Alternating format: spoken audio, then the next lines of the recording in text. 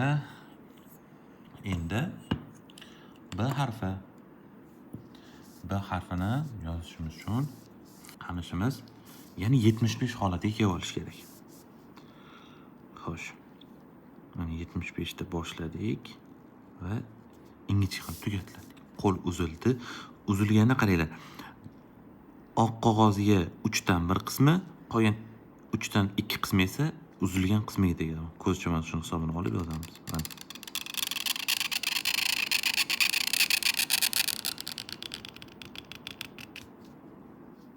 Mana. Bu B harfi.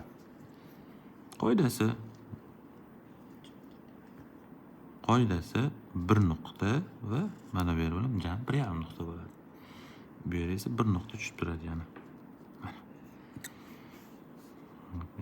Ichidan o'lchaydigan bo'lsak 1 2 3 4 5 nuqta bo'ladi mana. Va mana bu yer esa 1 nuqta sig'adi. E'tibor bersak, Bga qaranglar. Qalindan ingichka bo'lib tugallandi hamda mana. Bu ham xuddi boya tushuntirgan narsa mana. Keldi.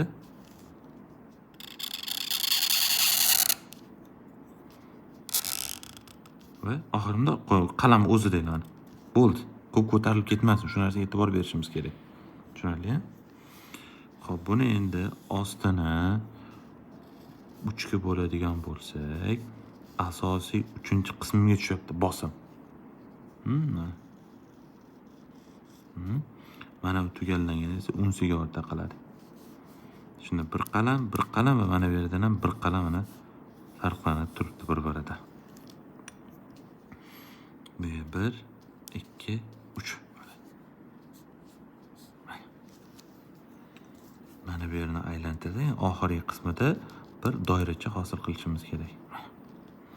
Boshlangani, tugallangan qismi, mana boshlangan, tugallangan va mana bu yer yakuniy qismi esa hammasi 75 bo'ladi mana.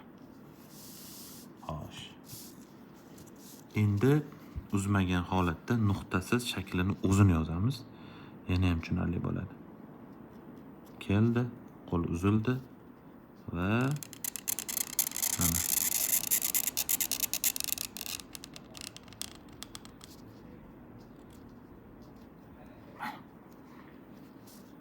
Shunga e'tibor beramiz.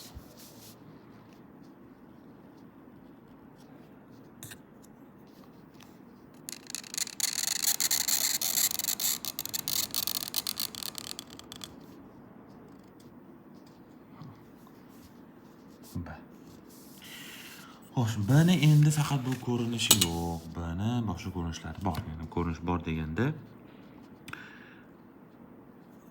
cho'zilgan holati ham bor. Buni.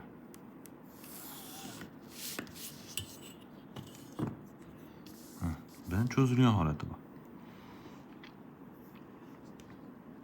Buni yakka holati boshi bilan bir xil, hech narsa o'zgarmaydi. Qalam qo'yib pastga qaratib biroz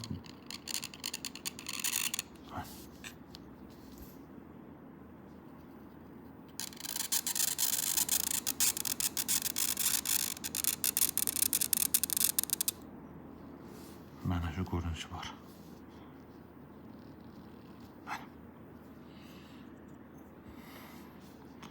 Buni ham chizadigan bo'lsak, mana.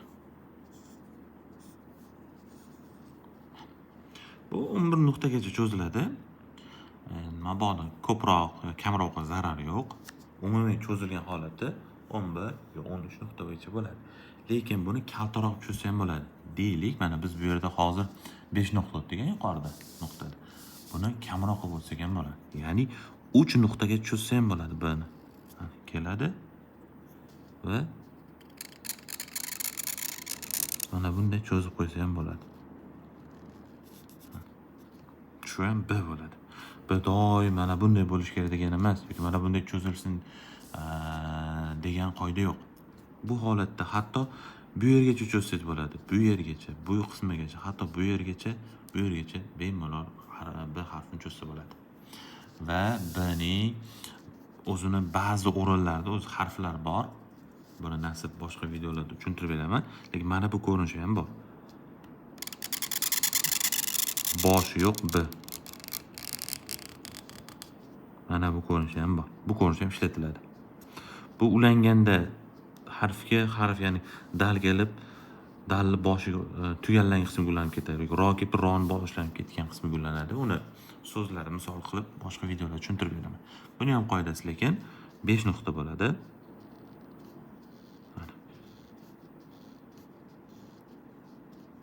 Bu yer esa 1 nuqta. Boshida kelsa B mana bu ko'rinishda keladi. Bu bitta ko'rinishi. Agar B dan keyin yana B kelib qolsa-chi desak, kelib turib sekin vahshiy aralash uchun ko'tarib uchirdim. Yana bir ko'rinish. Mana. Agar B dan keyin yana B li shakl keladigan bu ko'tariladi. Mana bu ko'rinishga keldi. Va yana bir ko'rinish bor. Kelib turib mana bu holatda turtilib turtdik, burchakni qo'ydik. Mana bu ko'rinish bor. Keyin yuqori ko'tarib deylik nun bilan yakunlasa bo'ladi. Buni olib kelsak, bu yeri nun bo'ladi. Nun. Mana shu ko'rinishlari bor. Hop. Mana bu ulanishning farqi ko'rdingiz, sizlar. Bu kelib turib to'lqinsimon o'tib ketdi. Bu yerda kelib turtilib keyin ulandi. Farqi bor. Bu ko'rish bu yerda ishlasa ham bo'ladi, bu ko'rish bu qismida ham ishlasa bo'ladi. Ikkalasi ham to'g'ri, ya'ni xato emas. Endi sin bilan yo'liqqan holatda o'zidan keyin sin kelsa, bu nunning boshini olamiz va yonga qiyi holatda turtamiz va sinni ulaymiz. Mana. Singulab boshqa harf bilan ketaveradi. Shunda bu holat mana shu tartib bilan yoziladi. Va boshimda qilib qo'yiladi.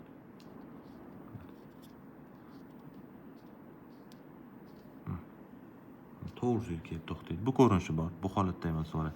Va basmalada ko'p ishlatiladi bu. Basmalaning o'zida ayniqsa xuddiki biroz to'lqin bo'lib o'ynab keladi va yonga turtiladi. Va mana bu yanında tushib keladi bu. Buni qilsa ham bo'ladi, qilmasa ham bo'ladi bu holatda. Lekin mana bu holatda qilsa maqsadga muvofiq bo'ladi. Ya'ni bu holat qilinmay qolsa xato hisoblanmaydi.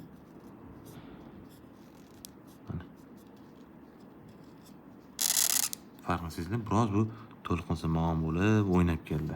Bu yerda esa bo'rtma bo'lib chiqib keldi. Yarim oy simon bo'lib. Farqi bor shu yerda. Hop, buni bu bo'yi doim hol bu yerda 3 nuqta bo'lib ishladik. Biz buni 1 2 3. Buni biroz qisqaroq, ya'ni kichikroq qilib yozgan holatda ham bo'ladi. Ya'ni nima deydi? Mana bu ko'rinishda keladi. Bu ham holati bor. Lekin xato hisoblanmaydi ishlashda. Bu ko'proq so'z sig'may qolgan holatlarida mutanosiblik buni o'zi so'zlar yozgani bad o'tiladi. So'zga qarab ishlatiladi. Ya'ni bo'yi balandni ham ishlatsa bo'ladi. Kalta holatini ham. Chunki agar zich bo'lib, joy qolmaydigan bo'lsa, bir-biriga tegib ketadigan bo'lsa, bu holatni yozish xato bo'ladi. Chunki tegib ketadi bir-biriga so'zlar. Lekin mana bu holat esa o'sha tegmasligini hisobini olish uchun yoziladi. Buni o'sha yozilgan yozuvlarni, Qur'onlarni ko'rsa farqlanadi.